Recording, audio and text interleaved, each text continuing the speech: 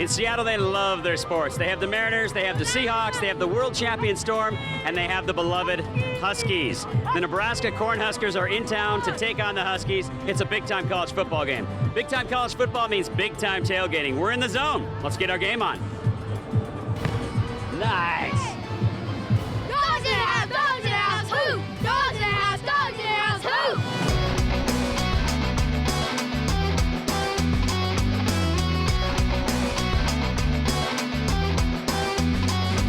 I've been to a lot of parties, I've tapped a lot of kegs, been to a lot of tailgates, but I've never seen beer poured like this. What is going on here? We're filling beers through the bottom. How does that work? It's got a little magnetic disc in the bottom of the cup. It comes up, the beer goes in, the cup comes up and seals it back off. That is amazing technology. Who invented this? I invented it. You did? Yeah. Seriously? Seriously. Wow. This is really cool. Husky or Husker fan? I gotta go Huskies.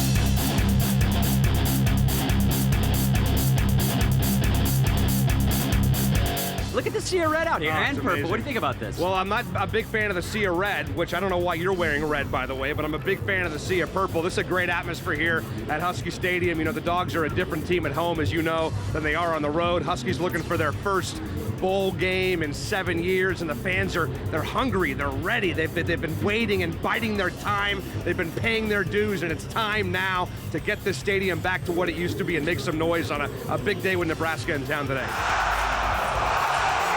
So we found our youngest Husky fan. He wants to play ball right now. He doesn't really want to do the interview, but what's your name, buddy?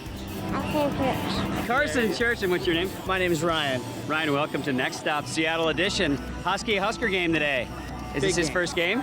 It's not his first game. He was here last week to see the Dogs pick up a win against Syracuse. Awesome. And he was here last year when we beat USC on my shoulders on the field. I'm a Husker fan. This guy, though, is the real Husker fan. This is the real Herbie Husker. Yeah, hello. It's great to be in the great state of Washington, and proves that God's a Husker fan. Look at this weather. This is unbelievable, isn't it? Isn't it? So how did you get into this thing? I mean, there obviously, you look like the mascot. People told me I look like him. I got the bibs and put on the hat, and I've been doing this since the 90s. Go Big Red, buddy. You bet.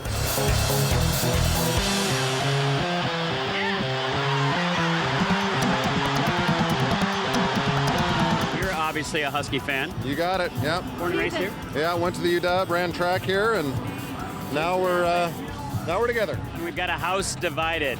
It's not so bad because we get along. We find a way to make it work. This is the coolest shirt I've seen all day. Where do you get the shirt like this? Because I totally want one. I made it. You did? Yeah, I made it. You're a seamstress. On the side, yeah. Okay, so you got both going on here. Who are you rooting for today? I'm rooting for the Cornhuskers.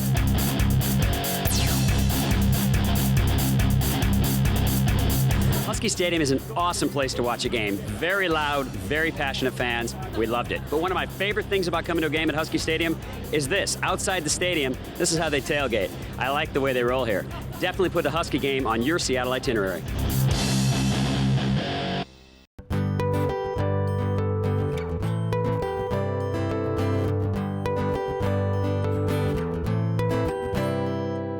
Seattle is one of the most beautiful cities in the world, an urban metropolis defined by lakes and seashore and surrounded by spectacular snow-capped mountains. Now, there's lots of ways to see Seattle and the surrounding area. You can do it by foot, in your car, by rail, by boat, or you can choose our method. We're going up with Kenmore Air today, Alaska Airlines' newest travel partner, for a city seaplane tour, and then we'll head straight over to the San Juan Islands, a place I've always wanted to go.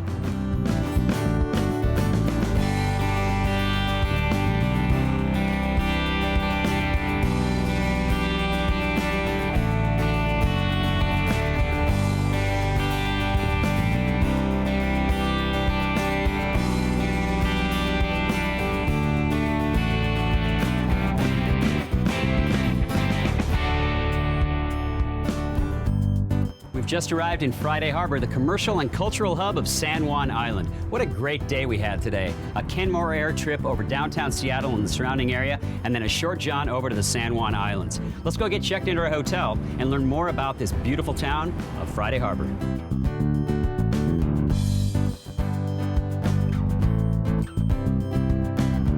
This is a very, very unique inn. Has 23 rooms. Is a perfect for romantic getaway, for vacation, for weddings. Each room has a fireplace, and each room have a jacuzzi tub in there. It's just spectacular. And then you're just looking from this, and then looking behind me. It's like you're looking from the room and seeing the waterfront, the marina. It's just spectacular. It just makes the day. When you see the sunset like that, in the morning when you get up, have a cup of coffee in your hand, it's just an unbelievable feeling. San Juan Safaris and Kenmore Air have teamed up to offer the ultimate whale watching excursion here in Friday Harbor. I got my jacket, got my hat, got my sunglasses. Let's hope we have whales.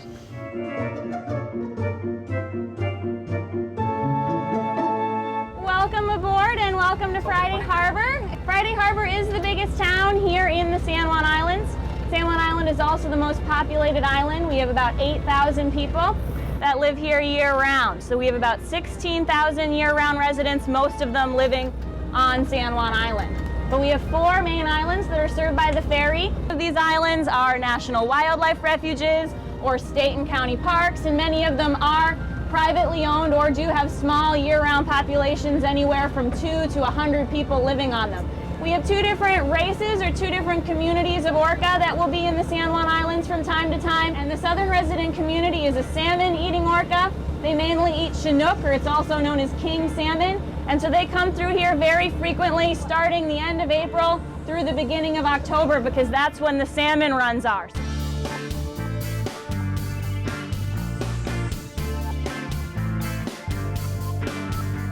Ruffles has a wavy dorsal fin, just like a Ruffles potato chip, so he's really easy to tell apart. Nicely named. Now, the oldest female, you said that you're estimated 99 years old? That's what the estimates are for her. Wow, that's amazing. I didn't know they lived that long. Oh, God, what a cool.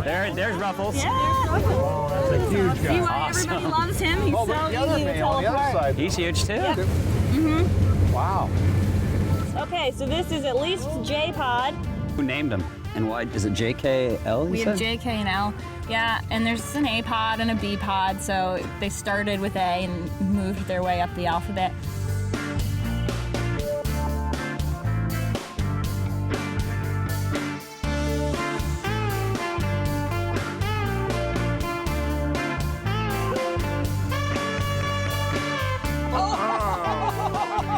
Look at that one.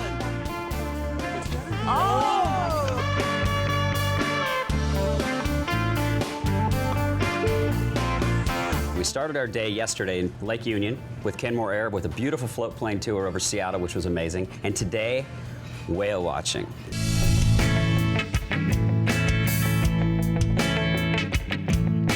The Space Needle is Seattle's most recognized landmark. In fact, it's one of the most recognized landmarks in the U.S. There's 848 steps from the bottom to the top, which you can take if you're feeling like a workout, or you can chill like us and take the elevator.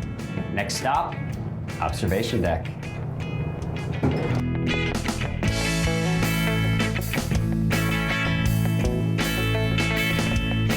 We are high above the Space Needle on the observation deck. We got Dave here, who's the marketing manager. Before we talk about this incredible view, let's talk about why the Space Needle was built. Well, we were built in 1962 as the centerpiece of the World's Fair, 605 feet tall and solid as steel, and it's made out of steel, so I guess that's easy. Solid as steel. Like it, like it. The view, man. You get to do this every day. Yeah, I've been here for 14 years and I never get tired of it.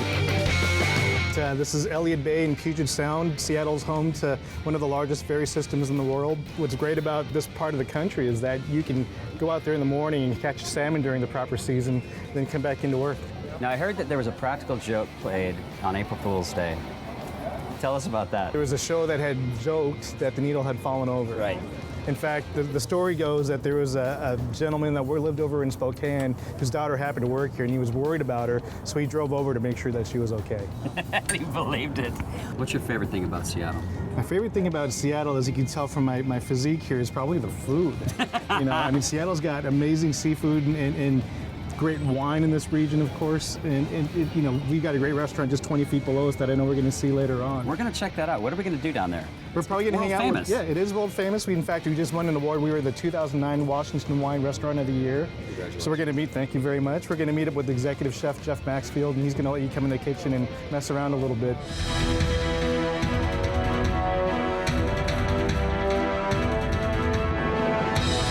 with executive chef Jeff, which rhymes, here at Sky City. Now, I'm told you're one of the most serious chefs in Seattle. Don't mess around with you. That's right, don't mess around. At Sky City, we focus on Northwest ingredients. You know, we really want to highlight what the Northwest is famous for. Dungeness crab, you know, it's a take on the home-style mac and cheese. Dungeness crab, orecchiette pasta. One of our other kind of unique items that we do as a starter here. This is a flatbread. It's an unleavened flatbread. We use shepherd's grain whole wheat flour from Eastern Washington. We've got an organic egg baked right on top. I'm gonna put you to work. We're gonna do two of our signature dishes. So this is a butter sauce. It's a beurre rouge. So it's a take on a classic sauce. Everybody kind of knows beurre blanc. This is beurre rouge. This just means red butter. What we're gonna do, this is just a little bit of that right on the bottom of the plate. These are locally grown banana fingerling potatoes. And behind you, the finest Northwest salmon. Look at that. Huh? That's awesome. Who said I couldn't cook? All right, John, we've saved the best for last. I thought we were done. Whoa! This is the 1962 original, our lunar orbiter. Snoqualmie Gourmet ice cream. Oh my God. Chocolate sauce and dry ice. How's everything tasting? It's amazing. Awesome. And I think that's going to top it off. It's going to be the perfect ending.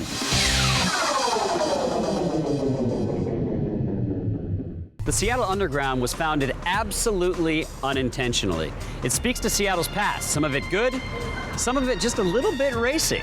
I'm intrigued, aren't you? And welcome to Seattle's Underground Tour. The tour was started on Memorial Day weekend, 1965, when Bill Spidell, who was a local newspaperman, noticed they were tearing down buildings in the neighborhood, calling them old Victorian eyesores. And he wanted to preserve our history.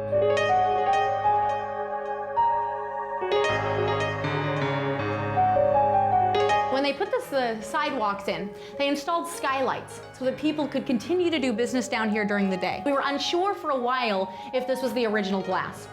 The reason is that one of our old guides from the 60s used to tell a story about young men gathering down here, working ladies standing up there with prices of their services on the bottoms of their shoes, waiting for the business up top.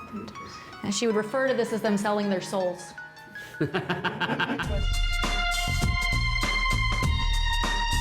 So the first toilets that came to Seattle were distributed by a man from Chelsea, England named Thomas A. Crapper.